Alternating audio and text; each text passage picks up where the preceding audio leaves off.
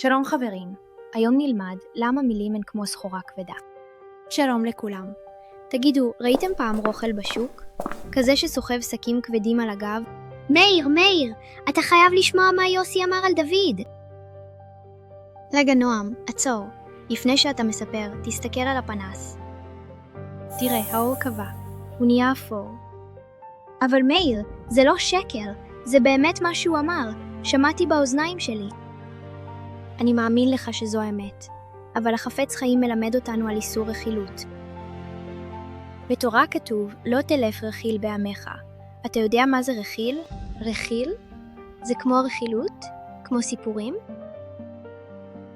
המילה רכיל מגיעה מהמילה רוכל, סוחר, כמו איש שמעביר סחורה ממקום למקום.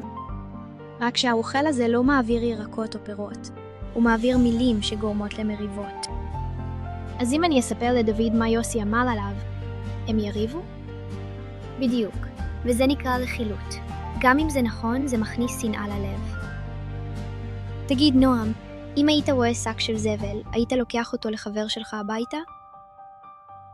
איכס, ברור שלא. למה שאני אעשה את זה?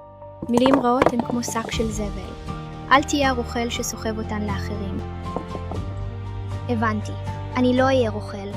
אני זורק את המילים האלה לפח עכשיו. תראו ילדים, הפנס חזר להאיר, זה האור של השלום. עכשיו אני מרגיש הרבה יותר קל, בלי שקים כבדים על הגב. שמרו על הלשון, ונתראה בפרק הבא. נהנתם? אל תשכחו להירשם לערוץ וללחוץ על הפעמון.